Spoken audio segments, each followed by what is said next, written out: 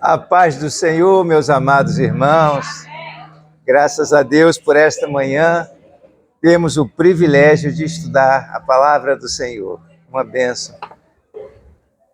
Amados, nesta manhã nós vamos aqui fazer uma reflexão sobre a graça de Deus e a responsabilidade que temos, diante do Pai.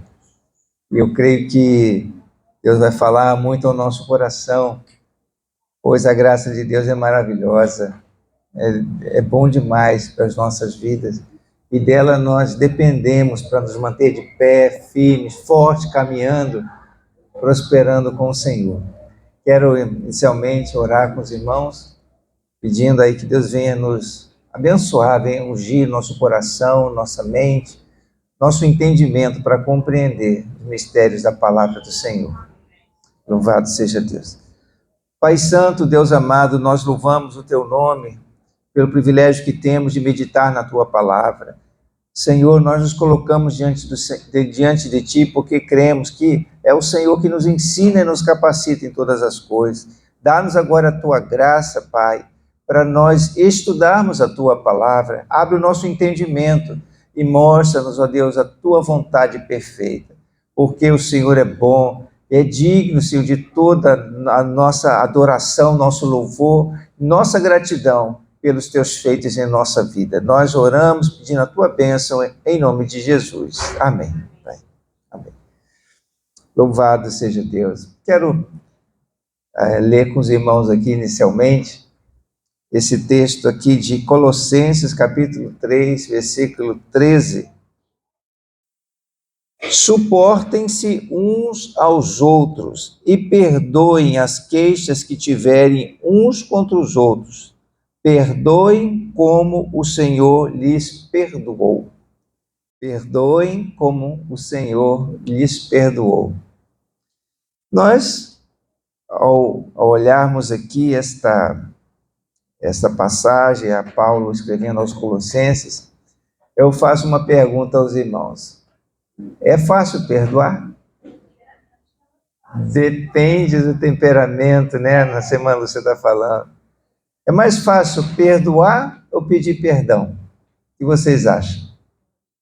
Para alguns é mais fácil perdoar.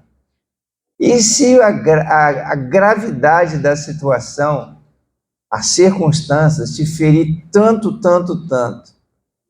que você vai me dizer? É mais fácil perdoar ou pedir perdão?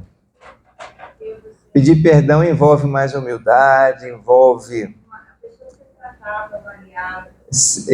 também ser tratável, atitudes, Todos os dois lados são importantes, Às vezes o orgulho faz uma fortaleza em nossas vidas e nos impede não só de pedir perdão, de se humilhar, mas também o orgulho pode causar um coração duro, insensível, e faz com que guarde mágoa, ressentimento e tenha muita dificuldade para perdoar. Por isso nós estamos aqui hoje, para refletir sobre isso daí, pois quanto que Deus nos perdoou, Aqui Paulo falando, perdoem como o Senhor lhes perdoou. Será que somos capazes de perdoar assim como Ele nos perdoou?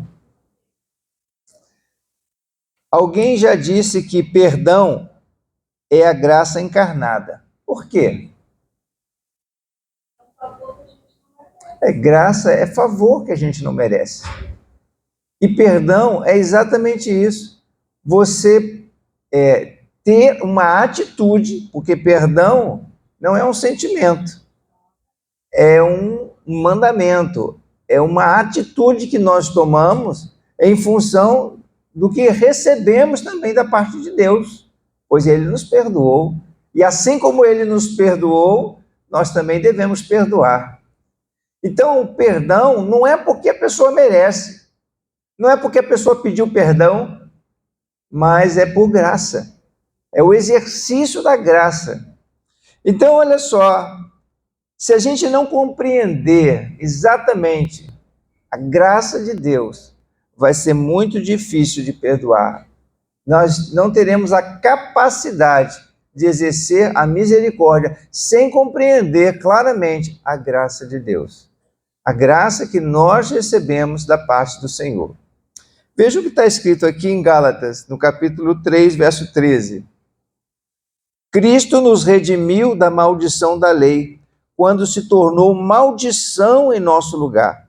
Pois está escrito, maldito todo aquele que for pendurado no madeiro. Jesus se tornou maldição em nosso lugar. Jesus estava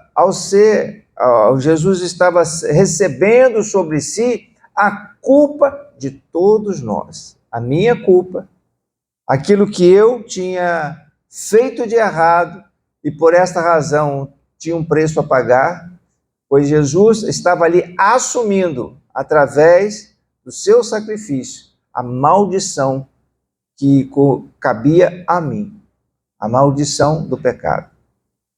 O salário do pecado é morte. E a morte, Jesus estava assumindo por nós ali na cruz do Calvário. Também em Romanos, capítulo 5, versos 7 a 8. Dificilmente haverá alguém que morra por um justo. Pelo homem bom, talvez alguém tenha coragem de morrer. Mas Deus demonstra o seu amor por nós. Cristo morreu em nosso favor, quando ainda éramos pecadores. Veja bem, Jesus não se entregou porque havia um grupo tão grande de pessoas que queriam seguir os seus propósitos. Jesus não se sentiu encorajado a subir na cruz porque havia uma multidão aclamando e dizendo: "Oh, Jesus, não sobe nesta cruz, fica aqui conosco." Não, foi o contrário. Havia uma grande multidão dizendo: "Crucifica-o, crucifica-o." E Jesus, após estar ali no madeiro, olhando para aquela multidão que o humilhava e ultrajava ele com todos aqueles martírios, Jesus dizia: "Pai, perdoa-lhes, porque eles não sabem o que fazem." Então as pessoas, às vezes, assim, não têm noção do grande amor de Deus. O quanto que Deus realmente amou a mim, amou a você. Amou a todo aquele que muitas vezes já, vamos dizer, ofendeu Deus. Muitas vezes desobedeceu deliberadamente os propósitos de Deus. Fez tudo aquilo que Deus não queria. Nem reconheceu a sua majestade, a sua glória, o poder que ele tem como criador de todo o universo, mas o humilhou, o desafiou, fez tantas outras coisas ruins, mas apesar de tudo isso, ele ainda deu a sua vida em seu favor. Ele deu a sua vida, porque ele tinha esperança de um dia você ouvir a sua voz e se converter aos seus caminhos e perceber que ele realmente nos ama. Quando eu, no início da minha carreira, da minha vida, assim como já jovem, né, e cheio de sonhos, cheio de planos, desejando fazer sucesso na vida, prosperar na minha vida, eu não entendia claramente o amor de Deus. Sabia que Deus era tão maravilhoso, o Criador de tudo, tinha um certo temor do Senhor, mas meu coração não se rendia a Ele, porque eu ainda continuava vivendo para os meus propósitos. E eu pensava o seguinte: quando eu fui convidado a ir a ter uma experiência com Deus, a abrir os meus olhos para compreender o que Ele tinha para falar comigo, eu assim, não, é como assim, eu já sei, eu já conheço. E vem sempre na minha mente aquela história do compromisso, de assumir um compromisso. Eu não quero assumir compromisso. As pessoas não gostam de assumir compromisso, muito menos responsabilidade. Então as pessoas ficam, não. E eu fui uma vez. Aí minha prima me convidou, eu fui lá, E quando eu cheguei lá, era exatamente o que eu temia. Como diz a Escritura, né? O que eu temia me sobreveio. Era mensagem sobre compromisso. Aí eu fiquei assim, não, isso não é para mim. Vida, santidade, consagrada para Deus, separado, não, isso aí não é para mim. Aí eu, casquei fora. Porém, a semente, como a gente tem estudado nas Escrituras, né, quando ela cai no coração, ela vai germinando. Graças a Deus, aquela semente não caiu à beira do caminho, porque ela começou a produzir algo dentro de mim. E o que ficou mais marcante na minha vida naquela noite foi a questão do amor de Deus. Deus nos ama de maneira incondicional, por isso Ele quer da nossa parte um compromisso incondicional. Por isso que Ele quer da nossa parte uma vida consagrada ao Senhor. Então aquilo ficou batendo no meu coração. Deus me ama de maneira incondicional. Deus me ama de maneira incondicional. Aí eu consegui meu caminho, aí estou lá com meus amigos. Eu naquela época gostava muito de patinar. Eu tinha um grupo de amigos que ficava lá no Parque Garota de Ipanema, patinando e tal. E eu era rodeado de amigos. Eu tinha naquela época, aquele negócio para ficar você patinando, ouvindo música, né? Aí ficava aquele negócio, e aí meus amigos pegavam aquilo emprestado, pediam, empresta aí, Hudson. Aí eu vou lá, emprestava e tal, até o dia que eu quebrou, e aí os meus amigos se foram. Eu não tinha amigos ali do meu lado. E eu comecei a perceber, assim, uma certa indiferença dos meus colegas, né, daqueles meus amigos que estavam ali ao meu lado, e eu comecei a perceber em outras situações, em outras circunstâncias que o Senhor permitiu que eu experimentasse, que as pessoas, na verdade, estão, às vezes, do seu lado, porque têm algum interesse. E não é aquele amor incondicional, né, como diz lá que a Bíblia fala que Deus tem por nós. E aquilo começou a fazer aquele trabalho, o Espírito Santo trabalhando no meu coração. Aí um dia, que a minha prima convidou, e os cultos na igreja lá era justamente no sábado que eu patinava, da parte da tarde para a noite. Eu falei assim, agora, qual a diferença que faz eu ir para lá para estar com esses meus amigos que não são amigos, e eu ir lá para a casa do Senhor? Já aquilo não era mais um atrativo na minha vida. E eu fui à casa do Senhor. E naquela noite, a palavra de Deus, o amor de Deus, o acolhimento do Espírito Santo me envolveu o coração. E eu vi quão grande era a graça do Senhor. E naquela noite eu entreguei meu coração para Jesus. Dia 6 de setembro de 1980. Foi a noite mais marcante na minha vida. E a partir dali, tudo mudou. A minha vida seguiu, eu comecei a compreender o que Deus tinha para a minha vida, e até hoje estou aqui, para a glória do Senhor, servindo a Deus. Então Deus me mostrou que não era pelas coisas que eu estava assim muito interessado nele, a razão porque Ele me amou. Ele me amou porque Ele me amou, porque Ele é amor. E Ele derramou sobre minha vida a graça, aquilo que eu não merecia. Então, eu comecei a entender um pouco mais da graça de Deus sobre minha vida.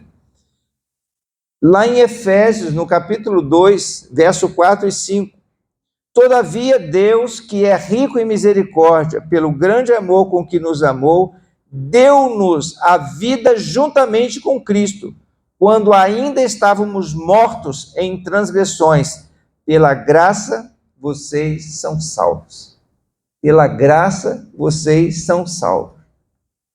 Então, não é pelos seus feitos, não é pela sua fidelidade à lei, não é por sua dedicação à obra de Deus e nem aos seus propósitos.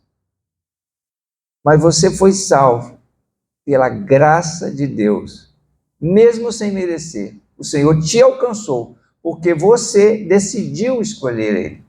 Você creu nele, você creu no sacrifício dele, e assim Ele te separou para estar junto dele.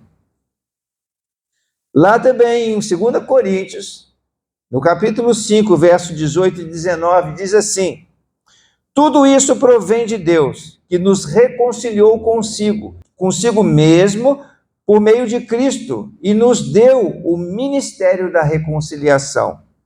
Ou seja, que Deus em Cristo estava reconciliando consigo o mundo, não lançando em conta os pecados dos homens, e nos confiou a mensagem da reconciliação. Então Deus não veio a esse mundo para jogar no seu rosto: você me deve, você fez tudo de errado contra mim, mas eu estou aqui, eu quero você. Não foi esse o propósito do Senhor. O Senhor não veio lançar em nosso rosto, não veio lançar em nossa face os nossos pecados. Uma vez ele disse isso para o Tiago e João, né, que estava furioso porque uma aldeia rejeitou a palavra de Jesus. Aí o João e o Tiago falaram assim: o senhor quer que eu mande descer fogo do céu para descer sobre essa aldeia aí? Não, vocês não sabem de que espírito vocês são. Eu não vim condenar o mundo, eu vim salvar o mundo. E não levou em conta os pecados. Então, amados, isso é graça. Então, o perdão que nós recebemos de Deus é graça. É a manifestação da graça. E quando nós começamos a entender isso, aí nós vamos entender o que é perdoar. Eu já ouvi alguém dizer: eu só perdoo se vier me pedir perdão. Aí eu perguntei assim a essa pessoa: e se essa pessoa que não lhe veio pedir perdão morrer? Foi para o túmulo aquela oportunidade dela lhe pedir perdão. Não perdeu. Você também vai levar para o seu túmulo, a falta de perdão? Como é que fica a história de alguém que lhe fez algum mal terrível e você não perdoou? E se a pessoa for? E se a pessoa morar distante? Se a pessoa morrer? Acabou. E como é que vai ficar essa história? O que a falta do perdão pode trazer de consequências para a sua vida? É isso que nós estamos aqui agora refletindo. Nós vamos ver isso aqui agora. Então, perdão é uma atitude, é uma decisão que nós tomamos. Ah, pastor, mas eu não sinto assim que eu perdoei. Eu não sinto que eu tenho que perdoar. Eu não sinto vontade de perdoar. Pois é, mas aí que é aonde entra a questão da decisão. Perdão, assim como o arrependimento, não é um sentimento, é uma decisão, é uma atitude que a gente toma. Veja lá em Mateus comigo, Mateus capítulo 18, verso 21 a 22. Então Pedro aproximou-se de Jesus e perguntou: Senhor, quantas vezes deverei perdoar meu irmão quando ele pecar contra mim? Até 7 vezes? Jesus respondeu: eu lhe digo, não até 7, mas até 70 vezes 7. Pedro, nesse contexto de Jesus estar falando sobre perdão, Jesus havia ensinado a respeito na oração. Ele estava falando no capítulo 18, só para nós percebermos ali o contexto do capítulo 18. Ele falou sobre: Pai, perdoa os nossos pecados, assim como nós perdoamos aqueles que pecam contra nós. Perdoa as nossas dívidas, como nós perdoamos os nossos devedores. Então, esse era o modelo de oração que Jesus tinha ensinado para os seus discípulos. E aí Pedro chega para Jesus e pergunta: até quantas vezes eu devo perdoar o meu irmão? 7 vezes? Por que 7? 7 na Bíblia é o número que é considerado o número da plenitude. Então, quando se refere vamos dizer, ao simbolismo do 7, quer dizer perfeição, um número completo. Isso dentro da cultura e vamos dizer assim, da cultura hebraica e dentro do entendimento das Escrituras, quando se fala lá sobre a questão do número 7. Aí perguntou Pedro, até 7 vezes? Jesus falou assim, não, 70 vezes 7. O que Jesus quis dizer com isso, 70 vezes 7? Não é 490 vezes não, hein? É até quantas vezes for necessário. É um número incontável. Então, é o ir e perdoar. Até quantas vezes deverei perdoar? Até quantas vezes eu deverei tomar esta atitude? Tantas vezes quanto for necessária. E isso não está aqui falando em absolutamente, em absoluto, no que diz respeito se a pessoa está arrependida ou não está. Porque o perdão, como eu falei, é um ato de graça. É um ato de você fazer e dar sem merecer. Lúcia está aqui falando sobre pessoas que também não se perdoam, não conseguem perdoar a si mesmas. Eu já tive em muitas ocasiões na minha vida com esse sentimento, que é o chamado sentimento de culpa. Você não consegue se perdoar. E foi justamente por entender a graça do Senhor que eu percebi que eu podia, sim, me perdoar. Porque Ele perdoou a mim um pecado muito maior. E quando eu estava justamente vivendo essa questão, né, do sentimento de culpa, de ter feito algo que feriu o coração de Deus, e eu estava ali naquela minha reflexão, naquele meu martírio emocional, sofrendo aquilo ali, eu estava lendo um livro, e que me chamou muito a atenção justamente para a graça de Deus, que Ele deu a sua vida, pagou um preço alto, enquanto nós ainda éramos pecadores. E isso é graça. Isso é coisa que nós não merecemos.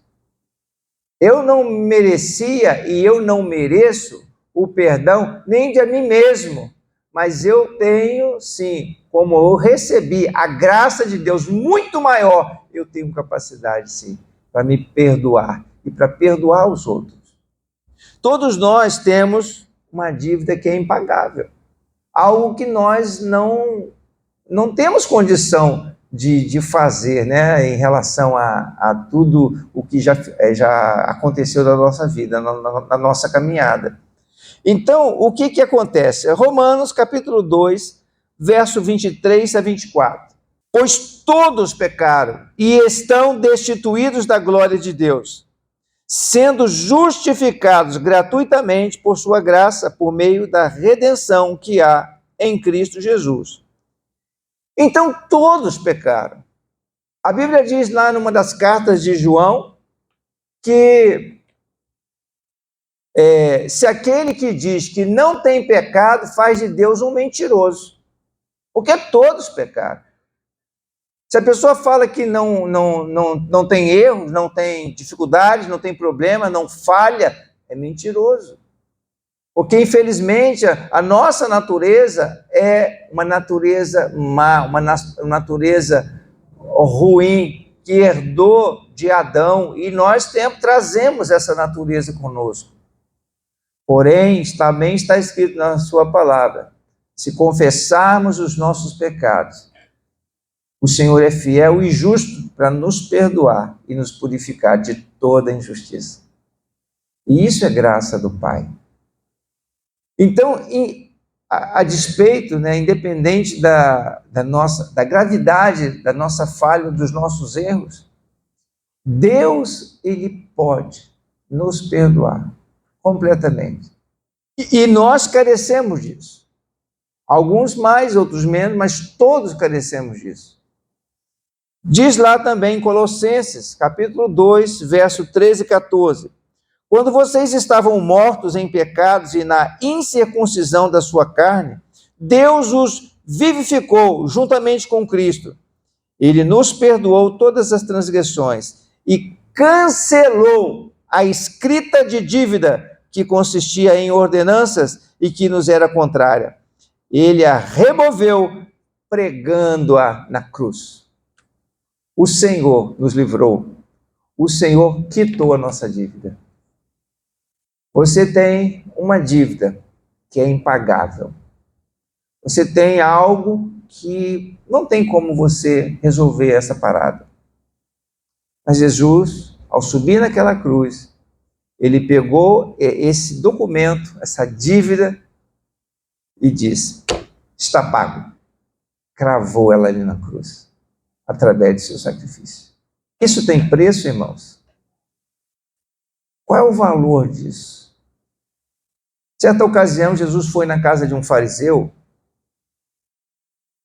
e uma mulher, que dentro do entendimento deles era uma mulher pecadora, não sabe qual era o pecado que ela cometia, é como se alguns daqueles que estivessem ali também não fossem, né? O único santo que estava ali era Jesus. Mas Jesus foi na casa daquele fariseu e enquanto Jesus estava sentado à mesa, a mulher chegou, começou a lavar os seus pés e enxugar com os seus cabelos e chorava aos pés de Jesus.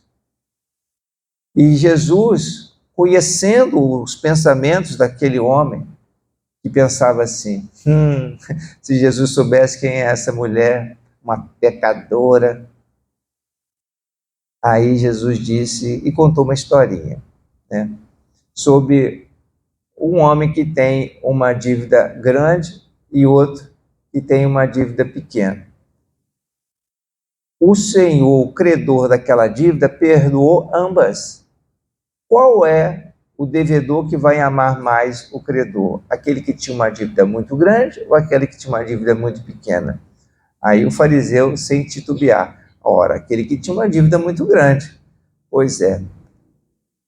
Essa mulher faz isso porque os seus muitos pecados foram perdoados. Eu entrei aqui, você nem deu água para lavar meus pés. Ela, no entanto, desde que ela chegou, ela não cessa de lavar os meus pés com as suas lágrimas e enxugar com seus cabelos. Então aquela mulher estava demonstrando uma atitude de amor, de consideração pela graça recebida muito maior do que aquele fariseu que, no entendimento dele, ele tinha sido perdoado poucas coisas. Ou talvez, né, ele nem tivesse consciência de que alguma coisa ele precisava se arrepender e de ser perdoado, porque a arrogância dele era tão grande que ele ficava julgando as pessoas que estavam perto dele. Em outras palavras, nós temos recebido muito dessa graça do Senhor. E quem somos nós, então, para dizer: eu não perdoo você? Você agiu muito mal comigo, eu estou muito ferido. Pois bem, agora nós queremos chegar aqui ao âmago da questão. Quais são as consequências daquele que não perdoa? Nós estivemos refletindo sobre isso, sobre a parábola que Jesus contou, falando sobre esse caso aqui. Eu quero ler agora com os irmãos, e que ilustra muito bem isso na parábola do servo mau. Em Marcos 11, 26, fala assim: se não perdoarmos, também não seremos perdoados. Se não perdoarmos, não seremos perdoados. Mas vamos ver agora, dentro do contexto dessa parábola, o que Jesus estava ensinando ali para os seus discípulos, justamente nessa hora que ele estava falando sobre oração. Logo depois de ele ter falado para Pedro, que é tantas vezes quanto for necessário que eu devo perdoar o meu irmão, ou perdoar aquele que me ofende. Mateus 18, verso 23 até o verso 35. Por isso, o reino dos céus é semelhante a um rei que resolveu ajuntar contas com os seus servos. E passando a fazê-lo, trouxeram-lhe um que lhe devia 10.000 talentos. Não tendo ele, porém, com o que pagar, ordenou o Senhor que fosse vendido ele, a mulher, os filhos e tudo quanto possuía, e que a dívida fosse paga. Então o servo, prostrando-se, reverente, rogou: sê paciente comigo e tudo te pagarei.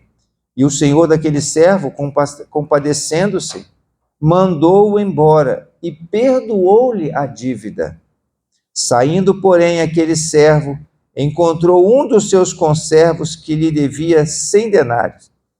E agarrando-o, sufocava, dizendo: paga-me o que me deves. Então o seu conservo, caindo-lhe aos pés, lhe implorava: sê paciente comigo e te pagarei. Ele, entretanto, não quis, antes, indo-se, o lançou na prisão, até que saldasse a dívida. Vendo seus companheiros o que se havia passado, entristeceram-se muito e foram relatar ao seu senhor tudo o que acontecera. Então seu senhor, chamando-o, lhe disse: servo malvado, perdoei-te aquela dívida toda, porque me suplicaste. Não devias tu igualmente compadecer-se do teu conservo, como também eu me compadeci de ti? E, indignando-se, o seu senhor o entregou aos verdugos, até que pagasse toda a dívida. Assim também o meu Pai Celeste vos fará, se do íntimo não perdoardes cada um ao seu irmão. Veja só as consequências daquele que não perdoa. Aqui o texto fala com o mesmo rigor com que ele não perdoou, também lhe foi cobrado toda a dívida. Primeira consequência. A Bíblia fala, como acabei de ler para os irmãos, se nós não perdoarmos, também nós não seremos perdoados. As pessoas falam muito sobre o pecado que não tem perdão. Aí sempre voltam a questão, a blasfêmia contra o Espírito Santo. E muita gente não leva em consideração esse outro pecado aqui. Tão simples. Quem não perdoa, também não é perdoado. Quem não perdoa, não tem entrada no reino dos céus. Quem não perdoa, não vai também contar com a graça e a misericórdia do Senhor. Porque a graça e a misericórdia já foi manifesta por nós, para nós, aliás, lá na cruz. O Senhor já deu a sua vida. Há consequências muito sérias, e aqui uma das mais graves e sérias é exatamente essa questão de não ser perdoado. Jesus ensinou a orar dizendo: Pai, perdoa as minhas dívidas, assim como eu perdoo também os meus devedores. Segunda consequência, foi entregue aos verdugos. O que são os verdugos? Os verdugos são os torturadores. Os torturadores, por conta da pena que você está pagando, por não ter honrado o compromisso e por você ter que honrar o compromisso. Os torturadores. A Lúcia aqui, daqui a pouco, estava citando, né? As pessoas que não perdoam ficam aprisionadas, presas, ficam sofrendo muito mais do que aquelas que não perdoam. Já aconteceu, amados. O pastor, você sabe, né? Ele é muito querido por muitas pessoas e odiado por outras. Então, é aquele negócio. Às vezes eu tenho inimigos de graça. E a maldade que às vezes as pessoas fazem, se eu fosse guardar isso no coração e não perdoar, primeiro, eu não seria perdoado, não estaria cumprindo a palavra e estaria sofrendo as consequências. E uma das consequências é o constrangimento, a amargura, que é o sofrimento que as pessoas têm quando não perdoam. Por exemplo, alguém lhe causou um grande mal, você ficou muito ferido ou ferida. Você consegue ficar no mesmo ambiente com essa pessoa se você não a perdoa? Imagina, uma pessoa que trabalha com você. Melhor, uma pessoa que mora com você. Você vai sofrer o resto da sua vida com aquela amargura, com aquele sentimento no coração. aquela coisa que te maltrata. Isso aí são os verdugos. São as coisas que vão acontecer na sua vida, que virão como fruto da falta de perdão. Então, como eu estava falando, o pastor, infelizmente, tem alguns inimigos, ou pessoas que não simpatizam muito com o pastor e tal. E já aconteceu de algumas pessoas virem e, por exemplo, às vezes sai do ministério, fica falando mal do pastor, da igreja, e às vezes chega ao meu conhecimento e tudo, mas o que eu faço? Eu entrego nas mãos do Senhor e perdoo. Pai, perdoa-os porque eles não sabem o que fazem. Porque Deus conhece a nossa vida, sabe do propósito que eu tenho, do propósito da igreja. Eu não estou aqui para buscar a minha glória, estou aqui para glorificar o nome de Jesus e exaltá-lo, porque Ele é o único que é digno de ser exaltado. Então eu faço o seguinte, eu libero o perdão. E olha só, já aconteceu de eu encontrar com essas pessoas e essas pessoas ficarem totalmente constrangidas e eu sem o menor, vamos dizer assim, sem o menor constrangimento, eu chego, cumprimento, glorifico a Deus. Oh, que bom estar contigo, que bom a gente estar junto, que bom rever você. Talvez essa pessoa estivesse assim, se remoendo por dentro. Mas eu não faço isso, irmão, por hipocrisia. Eu faço isso com um coração sincero. Porque está escrito também que se eu não perdoar de coração, eu também não vou ser perdoado. E perdoar de coração é tomar a atitude de liberar a vingança, de liberar aquele ressentimento, de liberar aquele constrangimento de ficar remoendo. A pessoa me fez isso, me fez aquilo. Não, eu entrego tudo nas mãos do Senhor. E deixo Deus tratar com essas pessoas. E graças a Deus, eu tenho um bom relacionamento com os meus inimigos. Eu não tenho, assim, constrangimento para poder estar diante de nenhuma dessas pessoas, não porque eu criei uma inimizade com essas pessoas, mas porque elas me consideraram, em algum momento, como inimigo ou como uma persona não grata, né? Mas eu não importo, porque a minha vida está nas mãos do Senhor. E isso, irmãos, é uma coisa que não vai me prender. Eu não tenho um verdugo aí me amarrando, me constrangendo diante da circunstância da vida. Jesus ensinou que nós devemos amar os nossos inimigos. A Bíblia fala, né, se o boi do seu inimigo caiu no buraco, você não vai deixar lá. Bem feito, viu? Isso dá, é o preço, está pagando. Não, a gente fica com aquele sentimento de vingança, né, dentro do coração, mas você liberou, você perdoou, e você não vai deixar de estender as suas mãos para aquele que é seu inimigo, aquele que considera o seu inimigo. Então isso que é amar o seu inimigo, é não deixar de fazer o bem, independente de quem quer que seja, é realizar aquilo que o Senhor colocou na sua vida para fazer. E isso é o coração do Filho de Deus, do filho arrependido, do filho que se coloca nas mãos do Senhor. E aqui também eu quero dizer para os irmãos uma outra consequência, né? Assim também lhes fará o Pai Celeste a cada um que não perdoar de coração o seu irmão. Mas Deus é misericordioso, Deus é bom, Deus entregou a sua vida por mim ali no Calvário, quando eu ainda era pecador, mas não vai entrar pecado no reino dos céus. O perdão é algo que só se realiza aqui, entre os homens. Lá em cima você não vai ter necessidade de perdoar ninguém.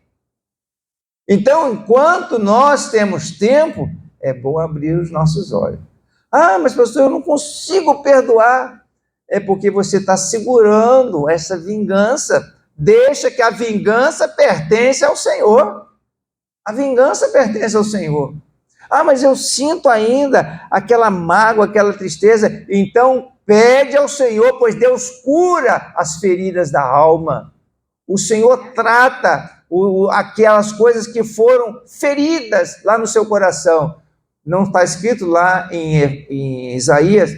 O Espírito do Senhor está sobre mim, porque Ele me ungiu a pregar boas novas aos quebrantados e contritos de coração, a curar as suas enfermidades e a restaurar as cidades destruídas de geração em geração. Muitas vezes os nossos sentimentos estão em frangalhos, que foram destruídos ao longo de uma temporada de martírio, uma temporada de desaforos que você recebeu, de frustrações, e essa amargura nós não podemos levar de forma alguma para o túmulo. Nós precisamos liberar. A Lúcia está aqui dando uma boa sugestão, né? Ore pelas pessoas que feriram você. Oração, Senhor, exerce a tua justiça, Senhor. Não, isso aí é o melô da vingança. Não é isso aí, né? Como o Salmo 23 fala, né, que o Senhor vai nos colocar sentado à mesa, na presença dos seus inimigos. Agora tem pessoas que você está vendo, Deus vai colocar a gente diante dos nossos inimigos, com fartura, com bênção, só para você ver como é que Deus trata com a gente e julga. Não é esse o propósito de Deus, não é esse. O Senhor só está dizendo ali no Salmo que Ele vai, sim, Ele exalta os humildes. Ele fortalece aqueles que são muitas vezes feridos e desamparados. Então não se preocupe com aqueles que se levantam contra você, que te ferem, que te machucam. Faça como Pedro aprendeu, né? Perdoa 70 vezes 7. Mas vai para mais de 490. Vai adiante, segue prosseguindo e tantas vezes quanto for necessário. Exerça a misericórdia.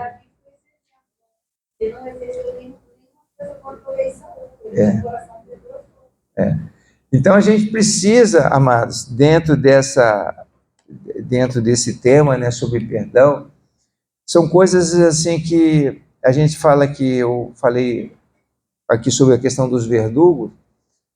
Nessa semana eu estava refletindo ali com os nossos irmãos do pequeno grupo e estávamos vendo assim quantas dificuldades nós temos, na verdade, para exercer o perdão quando a gente está convivendo com um problema. Às vezes aconteceu uma situação, passado algum tempo, ainda tem uma mágoa lá dentro do coração e você guarda aquilo dali, mas torna-se mais difícil quando aquela pessoa que feriu você continua do seu lado, ferindo você, machucando você. E aí alguém perguntou assim, e como é que a gente pode lidar com essa situação? Você está diante de alguém que está te ferindo ainda, alguém que está te machucando, alguém que está ali do seu lado fazendo o que não deve contra a sua vida. Como você deve agir nessa situação? Irmãos, não temos uma fórmula. O único remédio para essa situação é a cruz. É estar pronto a abrir mão, é estar pronto a renunciar, é estar pronto a se entregar para a cruz, a crucificação, o martírio. Não tem às vezes as pessoas ficam assim esperando que, tomando-se atitude por conta de outra pessoa, aquela situação de sofrimento cesse, pare. Hoje de manhã eu tirei um versículo para refletir, e eu estava ali refletindo sobre aquele versículo que está em 2 Coríntios, no capítulo 12.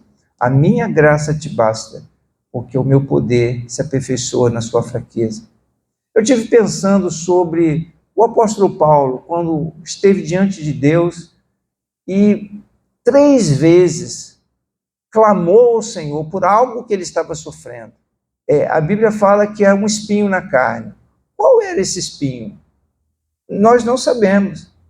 Esse espinho podia ser, alguns falam que era uma enfermidade, alguns falam que era uma coisa ou outra, mas não vem aqui o caso. Mas esse espinho era um mensageiro de Satanás. Agora veja bem, como que Deus iria permitir um mensageiro de Satanás provocar sofrimento, dor, dano ao apóstolo? Eu fiquei pensando sobre essas coisas. E na resposta que Deus deu, veja como Deus é sábio. A minha graça te basta, pois o meu poder se aperfeiçoa justamente na sua fraqueza. Primeiro, o que é graça? É favor não merecido. Então Deus, de alguma forma, estava suprindo na vida do apóstolo Paulo aquilo que ele não merece. Deus vai lhe dar condições para você passar por esse sofrimento. Eu vou aqui conjecturar, ou seja, eu vou trazer uma ilustração que pode ser esse espinho ou pode não ser. O espinho pode ser, por exemplo, acusações contra o apóstolo Paulo pelo que ele fez à igreja antes dele se converter. O diabo aproveitou isso e inflamava o ânimo das pessoas de fora e das pessoas da igreja. Tá vendo? Esse aí era um homem que fazia maldade para a igreja. Tomara que ele se dê mal, essa missão dele, tomara que ele afunde com aquele barco. E Paulo pode ser que estava sofrendo, vamos dizer assim, esses ataques dos de fora e dos de dentro. Você se lembra que uma vez ele falou assim, que ele sofria com os ataques vindos tanto de fora quanto de dentro, que ele tinha preocupação com as coisas da igreja do Senhor? Então, veja bem, essas acusações, essas afrontas que vinham sobre ele, não eram legítimas? Eram pessoas que podem ser que porventura tivessem sofrido com a perseguição dele. Um pai que tivesse tido um filho martirizado pelo apoio do antigo Saulo de Tarso, estava lá agora jogando na cara dele. Então, eu estou aqui fazendo uma conjectura. Vamos imaginar que via todas essas acusações. Aí vem Deus e fala com Paulo: Paulo, não se preocupe com essas acusações, porque eu te faço um homem vencedor. Eu te dou graça para você continuar abençoando a vida das pessoas, curando os enfermos, proclamando a minha palavra. E enquanto isso, eu vou derramando sobre a minha vida o meu poder e venho usando a sua mensagem, venho usando os sinais do poder do meu Espírito através da sua vida. Então, no meio de toda a sua fraqueza, eu me revelo com o meu poder. Então, às vezes, a gente está diante de muitas dificuldades, muitos problemas, e a gente reclama. E a pessoa fez isso, a pessoa fez aquilo. Mas a gente precisa ter a confiança de que nós estamos seguros nas mãos do Senhor. Às vezes o inimigo ataca de tudo quanto é lado. Bate de um lado, bate do outro, mas você está de pé, porque a graça do Senhor te basta. E o poder de Deus se aperfeiçoa na sua fraqueza. Então, amados, é uma oportunidade para a gente crescer. Talvez essa experiência que você está tendo de dificuldade dentro da sua casa, dentro do ambiente que você trabalha, junto com seu vizinho, quem sabe, é um espinho na carne, através do qual o poder de Deus vai ser aperfeiçoado sobre a sua vida. O importante é a gente estar dispostos a perdoar, porque se nós não perdoarmos, nós também não seremos perdoados. E se nós não perdoarmos, os verdugos, os atormentadores, estarão aí atormentando a sua vida. E quem leva pior é justamente quem não perdoa. Porque talvez aquela pessoa que você está esperando se arrepender, nunca se arrependa. E fica lá naquele seu orgulho, fica na sua altivez. A Bíblia fala que Deus vai exaltar os humildes, mas vai rechaçar os orgulhosos.